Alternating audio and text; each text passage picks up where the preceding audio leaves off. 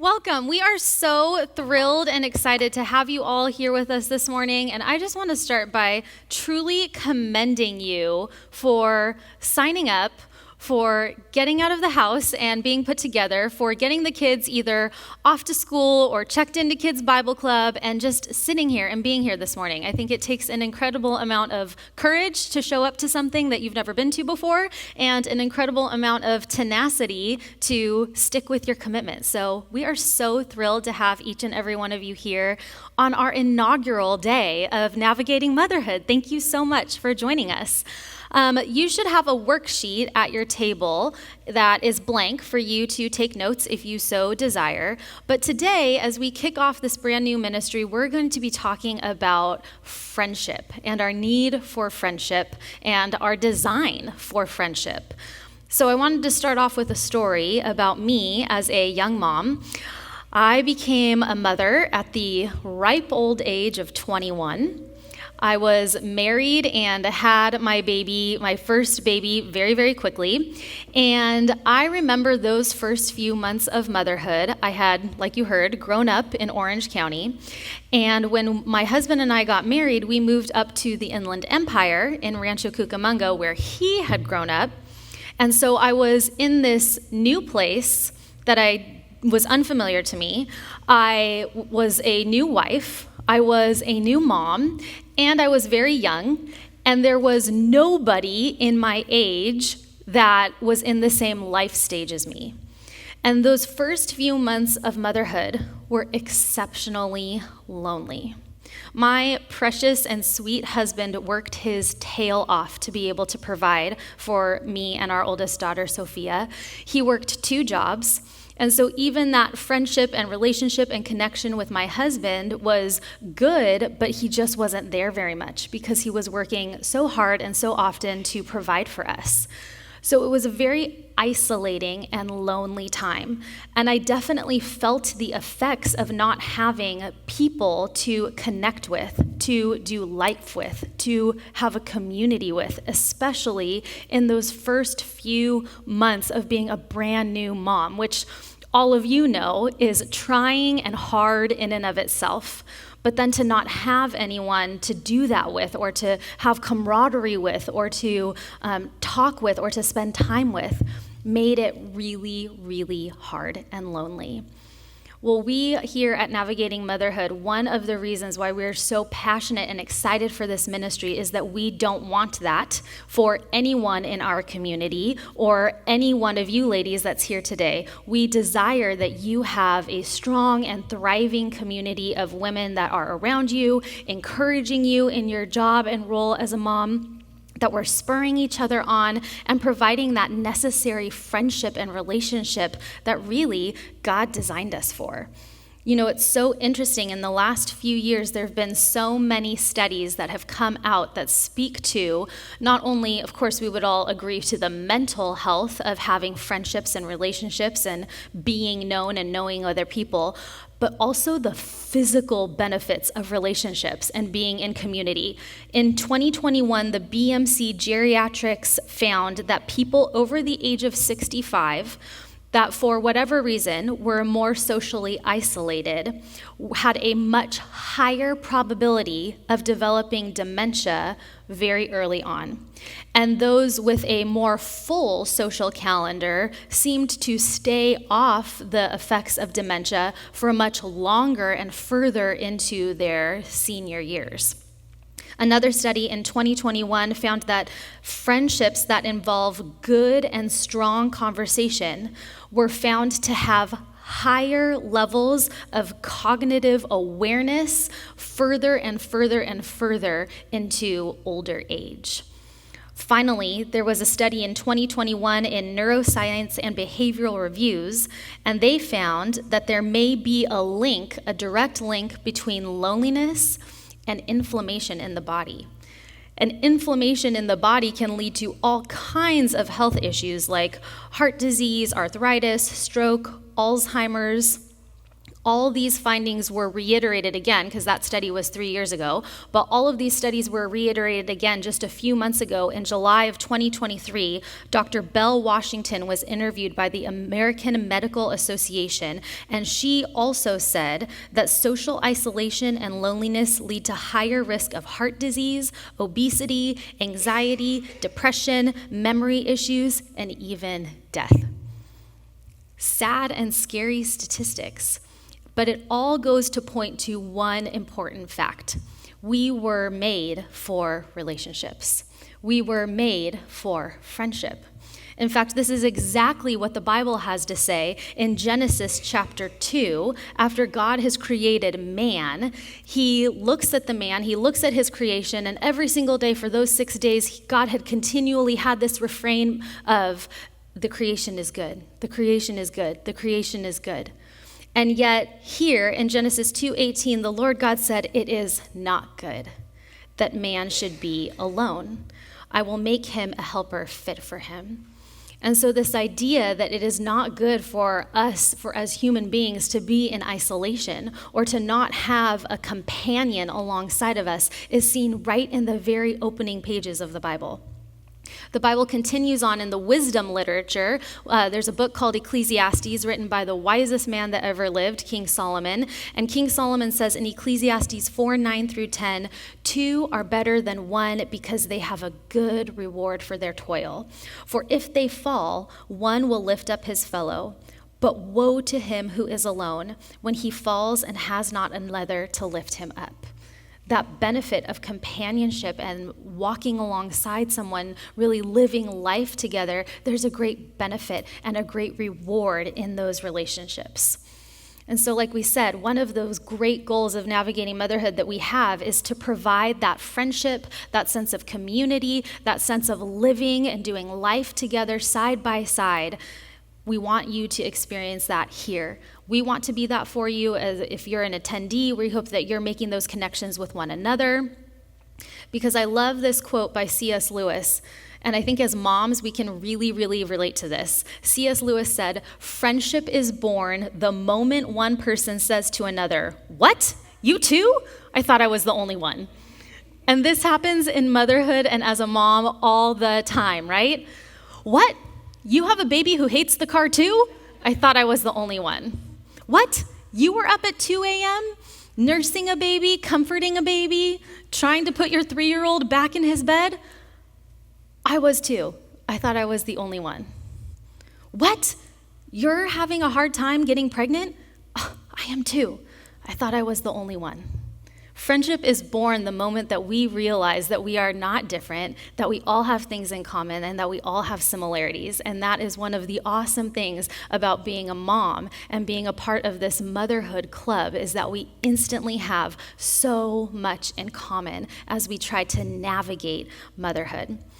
So as we consider today that we're made for friendship, we would love for you to take some notes and jot down some ideas of how it is that we can foster good relationships in our life. So the first point is, if we want to be women that are fostering good relationships in our life, then we need to first be the type of friend you want to have. We have to be first and foremost ready and willing to be the type of friend that we want others to be to us. So I sat and thought for some time, what are those qualities in a friend that I appreciate, that automatically draw me to someone else? And so I had some ideas of the type of friend that I want to have, and I believe probably the type of friend you want to have, which means that this is the type of person you and I need to be. And the first one is to be kind. It was so interesting because I actually came up with this list on my own, and then I thought, why am I doing this on my own? I've got this magical thing called Google. And after I Googled it, these 4 things that I chose actually appeared on many, many, many, many, many lists, and they were all within the top 5 of characteristics and traits that people look for and are attracted to in a friend. Time and time again, the very first one on the list is kindness. Being someone that has empathy, warmth, compassion, is eager to hear about someone else. So there's also this element of selflessness in kindness. Someone that's not a conversation hog, but someone who is eager to hear about how the other person's day is going, how the other person's life is going, and remembering details.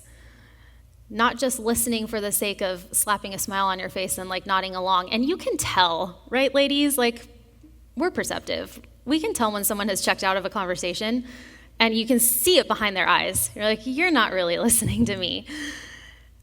But may that never be true of us. We don't want people to look in our eyes and realize, oh, they've totally checked out of listening to me. They're not engaged. They're not interested in this conversation. And so being mindful of being kind, warm, welcoming, selfless, and showing a real interest in someone else's life and how they are doing. Number 2, letter B, we want to be women that initiate plans. If you want to be someone that fosters good friendships, then you got to be ready and willing to be someone that initiates plans. And in parentheses, I wrote in there, and don't keep track. Because here's what I've found happens to a lot of us, and even I have fallen susceptible to this many times, is we start keeping a tally mark in our mind of how many times we've been the one to reach out, how many times we've been the one to initiate. And sometimes that can cause us to pull back and think, well, I've reached out the last 4 times, and so I'm not going to reach out anymore. And we have this like tally mark in our mind that is not helpful. It's not helpful for creating and sustaining good, solid, ongoing friendships, because that can cause one or both parties to pull back. So be a friend that initiates, but someone that doesn't keep track of how often and what the tally mark is and what the balances are weighing and who's contacted who and who's reached out to who and who's set up plans. Don't do that. Just be a friend that is willing to initiate and continue to engage with the friends that you have or are trying to make. Letter C, and this was a huge one that, again, I saw over and over and over again on so many lists, is be trustworthy. This element of being someone that is trustworthy. You see, when we're trustworthy, it means that we are making and keeping agreements. So it has that element of being reliable, but it also has that element of being careful with our words, of being someone that is not taking what a friend tells us and spreading it with other people, or gossiping about a friend behind their back. Being someone that's trustworthy means that someone can depend upon me to make and keep agreements, to let my yes be my yes and my no be my no, and also that I'm going to have a guard over my mouth and not be sharing that friend's details with everyone. Trustworthiness is a huge element in friendship. And letter D is treat others how you want to be treated. And which kind of goes back to what number 1 is all about. Be the type of friend that you want to be. Think about how you want to be treated, how you want to be greeted, how you want to be contacted, how you want to spend your time. And start offering that to the women and the people around you. And that's actually a scriptural principle that we find in Matthew 7, verse 12, which is where Jesus says, so whatever you wish that others would do to you, you also do to them. And so we have this scriptural principle of treating others the way that we want to be treated is the right thing to do and a good way to go about establishing long-lasting, good friendships.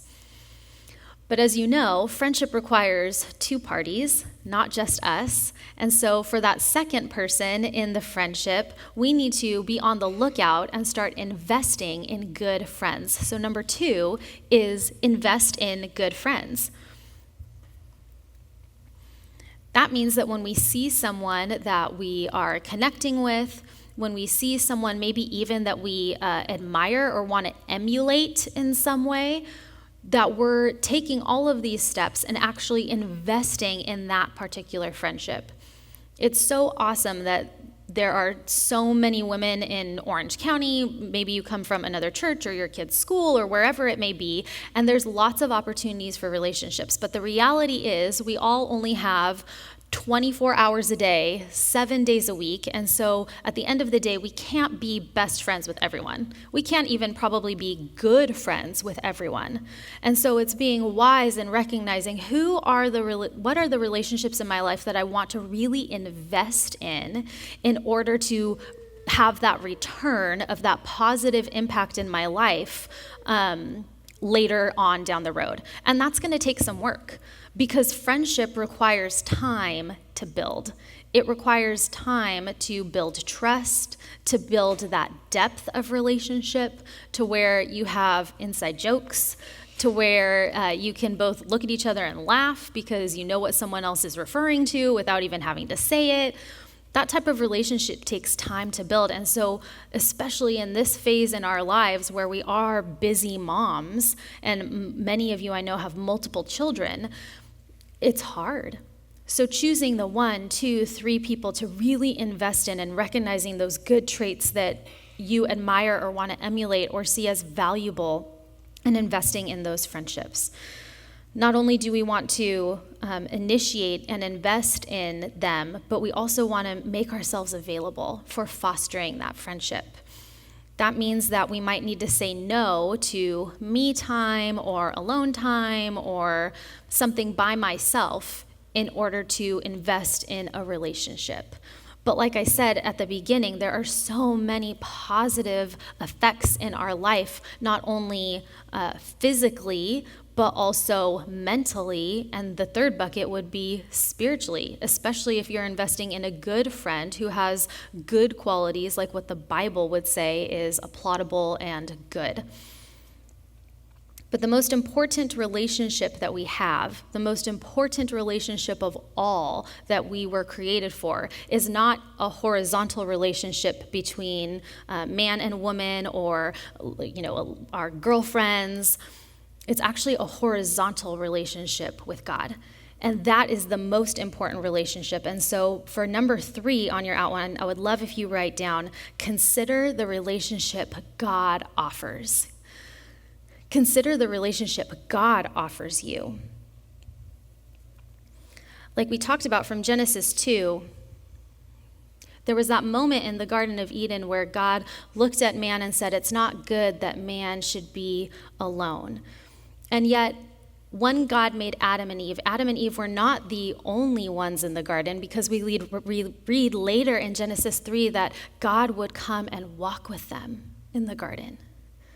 God created man to have a relationship ultimately with him.